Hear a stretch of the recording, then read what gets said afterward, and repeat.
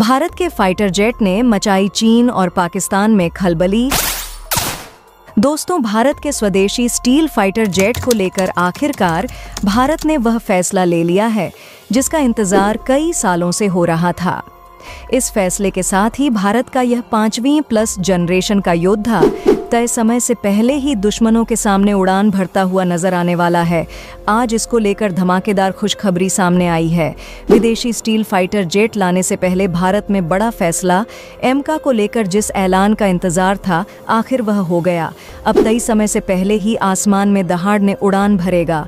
एमका भारत इस समय एक विकट परेशानी का सामना कर रहा है और वह समस्या यह है कि चीन तो छोड़ो, यहाँ तक कि पाकिस्तान के पास भी 5वीं पीढ़ी का स्टील फाइटर जेट आने वाला है, जबकि भारत के पास फिलहाल ऐसा कोई फाइटर जेट नहीं है। और अगर ऐसा हो गया तो भारत के लिए बहुत ही बड़ा खतरा साबित हो जाएगा। पाकिस्तान एक नहीं बल्कि दो देशों से 2 अलग-अलग स्टील फाइटर जेट लेने वाला है। पहला है चीन से J-31 स्टील फाइटर जेट और दूसरा है तुर्की से उसका कान फाइटर जेट। इनकी डील जल्द ही पाकिस्तान करने वाला है। अब इससे क्या होगा? अगर आप इसे समझ नहीं पा रहे हैं तो इतना समझ लीजिए कि पाकिस्तान भारत के सीमावर्ती इलाकों में अपने अपकमिंग स्टील फाइटर जेट से हमला करके चला जाएगा और भारत के रडार सिस्टम पाकिस्तान के उस फाइटर जेट को देख तक नहीं पाएंगे कि क्या हुआ और किसने यह बम बरसा दिए, क्योंकि स्टीलत होने की वजह से यह विमान रडार की पकड़ से बाहर होते हैं और इनके फीचर्स बहुत ज़्यादा एडवांस होते हैं। वहीं भारत के लिए एक और चिंता वाली बात यह है कि पाकिस्तान स्टील्ड फाइटर जेट ले ही इसलिए रहा है ताकि भारत पर हमला किया जा सके। और यह बात हम नहीं कह रहे हैं बल्कि पाकिस्तान खुद यह बात कह चुका है।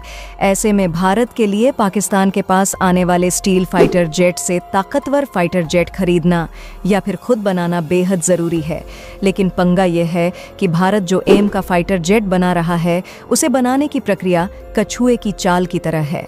यह प्रोजेक्ट इतना धीमा चल रहा है कि किसी भी सूरत में भारत पाकिस्तान के पास स्टील फाइटर जेट आने से पहले इन्हें नहीं बना सकता है। अगर ऐसा ही चलता रहा तो इसीलिए भारत किसी दूसरे देश से स्टील फाइटर जेट खरीदने के लिए बात कर रहा है।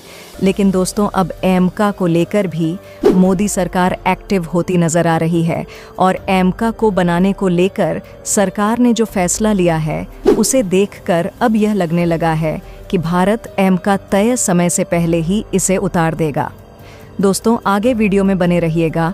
हम आपको बताने वाले हैं कि आखिर एमका को लेकर ऐसा क्या फैसला लिया गया है और किस तरह से अब सरकार इस प्रोजेक्ट को बुलेट रफ्तार से आगे बढ़ाने वाली है। वीडियो को बिना स्किप किए लास्ट तक देखते रहिएगा। आखिर एमका पर लिया गया सबसे अहम फैसला, अब एमका को निजी कंपनी तैयार करेंगी। बुलेट रफ्तार से एमका को जो कंपनी अब तक बना रही थी वह है सरकारी HL, लेकिन इसकी धीमी गति के चलते यह प्रोजेक्ट पहले से ही बहुत लेट हो गया है। इसी के कारण अब इसमें निजी कंपनियों को भी शामिल करने का फैसला किया जा रहा है और ऐसा हुआ तो यह प्रोजेक्ट बुलेट रफ्तार के साथ आगे बढ़ेगा। और यह बताया जा रहा है कि इस फैसले के बाद एमका प्रोजेक्ट बहुत जल्दी रेडी हो जाएगा। साथ ही एमका को बनाने और इसकी डिलीवरी समय पर करने के लिए ही निजी कंपनियों को इसमें शामिल किया जा रहा है और आज से 6 महीने में इसके मॉडल पर बड़ा फैसला लिया जाएगा। ऐसे मॉडल के विकास में निजी क्षेत्र की महत्वपूर्ण हिस्सेदारी होगी ताकि भारत के विमानन क्षेत्र में हिंदुस्तान एरोनॉट लिमिटेड का एकाधिकार कम हो और यह प्रोजेक्ट रफ्तार के साथ आगे बढ़ सके। खबरें आ रही हैं कि फरजट का पहला प्रोटोटाइप 2028-29 तक तैयार हो जाएगा, क्योंकि इसका डिज़ाइन तैयार है। तो वास्तविक जेट 2022-33 तक उत्पादन में आने की उम्मीद है। अगर निजी कंपनियां सही तरीके से काम करती हैं तो यह विमान 1-2 साल पहले भी मिल सकता था, यानी हो सकता है 2030 तक भारत को यह विमान मिल जाए।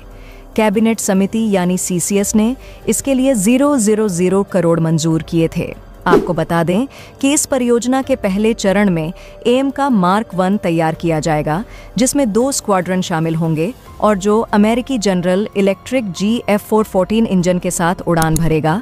इसके बाद दूसरे चरण में एम का मार्केट फाइटर जेट तैयार किया जाएगा, जो पहले वाले से ज़्यादा खतरनाक होगा।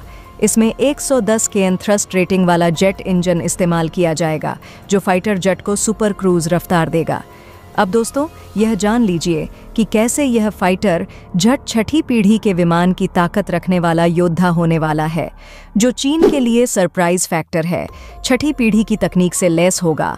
एम का दो वर्जन के साथ उतरने वाला है। एम का स्टील्ड विमान दरअसल एम का 5th generation medium range combat aircraft है, जिसे 2032 तक भारतीय वायुसेना को सौंपने का टारगेट सेट किया गया है। इस एयरक्राफ्ट की मैक्सिमम स्पीड 2.1 मैक में होगी, यानी कि 2400 किमी प्रति घंटा। यानी कि यह एयरक्राफ्ट चाहे तो भारत से यूएई के बीच की दूरी महज 1 घंटे में तय कर सकता है। एक बार अपने फुल फ्यूल टैंक के साथ यह एयरक्राफ्ट 340 किमी तक उड़ान भर सकता है। वहीं इस एयरक्राफ्ट की कॉम्बैट रेंज यानी कि युद्ध करने की क्षमता 1620 किमी तक रहेगी। इस एयरक्राफ्ट में दुश्मन सेना के एयर बेस, उनके ऑपरेशन फैसिलिटी और उनके एयरक्राफ्ट को डिस्ट्रॉय करने का पूरा असली बारूद मौजूद होगा। इसी वजह से यह एयरक्राफ्ट आसमान से बरसने वाली आग की तरह दुश्मन के खेमे को नेस्तनाबूद कर देगा। एयरक्राफ्ट में एक रॉकेट पोर्ट भी होगा, जिसमें अस्त्र जैसी हवा से हवा में मार करने वाली और रुद्रम जैसी एयर टू सरफेस मिसाइल होगी। इतना ही नहीं, इस एयरक्राफ्ट में डीआरडीओ द्वारा develop Sudarshan laser guided mode भी होगा, जो 100% प्रेसिजन के साथ किसी भी टारगेट को डिस्ट्रॉय करने की ताकत रखता है। यानी कि दोस्तों, एम का एक मल्टी रोल एयरक्राफ्ट होने वाला है। इसका मतलब इस एयरक्राफ्ट की मदद से अलग अलग तरह के मिशंस को अंजाम दिया जा सकेगा। एमका की एक बड़ी खासियत यह भी है कि ये एयरक्राफ्ट स्केल्ड मोड टेक्नोलॉजी से लैस होगा। दोस्तों, अगर आपको नहीं पता कि स्टेल्थ मोड टेक्नोलॉजी क्या होती है, तो बचपन में आपने वह निंजा कार्टून तो ज़रूर देखा होगा, जहां निंजा वॉरियर दबे पांव बिना कोई आवाज़ किए, बिना दुश्मन की नज़र में आए किसी भी घर में घुस जाते थे। Stealth mode technology Ninja warriors के इसी एक्शन की तरह है, जहां किसी एयरक्राफ्ट, ड्रोन या सबमरीन को ऐसे डेवलप किया जाता है कि वह बिना किसी की नज़र में आए दुश्मन सेना के इन इनर बेस में घुसकर वॉर कर सकता है। एमका को कुछ ऐसे ही डेवलप किया जाएगा कि वह एयरक्राफ्ट लो रडार प्रोजेक्शन और सुपर क्रूज फैसिलिटी से भी लैस होगा। सुपर क्रूज एक एयरक्राफ्ट की वह एबिलिटी होती है जहां एयरक्राफ्ट बिना आफ्टर बर्नर को यूज किए सुपरसोनिक स्पीड से उड़ान भर सकता है। बेसिकली आफ्टर बर्नर एयरक्राफ्ट में मौजूद एक ऐसा टूल होता है जिसकी मदद से किसी एयरक्राफ्ट को स्पीड ऑफ साउंड से तेज उड़ाया जा सकता है। लेकिन आफ्टर बर्नर को यूज करने के बाद उसके एयरक्राफ्ट के फ्यूल कंजप्शन रेट भी बढ़ जाती है। फिलहाल दुनिया में सिर्फ 7 ऐसे एयरक्राफ्ट हैं जिनमें यह कॉम्प्लेक्टेड है और 8वां भारत का एमका होगा। 2 वर्जन के साथ उतारा जाएगा एम का फाइटर। जट साथ ही अपने कॉम्प्लिकेशन के बाद रियल एम का इंडिया का फर्स्ट 5th जनरेशन एयरक्राफ्ट भी होगा, जिसे आगे चलकर 6th जनरेशन एयरक्राफ्ट में भी अपग्रेड किया जाएगा। दोस्तों, एयरक्राफ्ट डिज़ाइन की बात करें तो अपने कमीशन के बाद HL एमका का दुनिया के किसी भी 5th जनरेशन के एयरक्राफ्ट की चमक को फीका कर देगा। यही कारण है कि कहा जा रहा है कि एमका छठी पीढ़ी के विमान की तकनीक को भी पछाड़ देगा। साथ ही इस एयरक्राफ्ट में दुश्मन के रडार सिस्टम को ट्रैक करने और उन्हें जाम करने की उत्तम रडार सिस्टम भी लगाए जाएंगे, जो इस एयरक्राफ्ट को दुश्मन के लिए लगभग अदृश्य बना देंगे।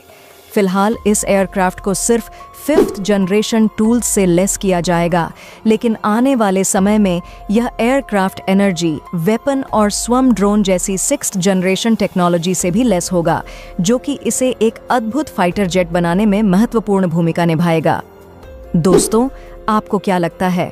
क्या भारत को 6th जनरेशन का फाइटर जेट बनाना चाहिए? अपनी राय कमेंट में ज़रूर बताएं। वीडियो देखने के लिए आपका धन्यवाद।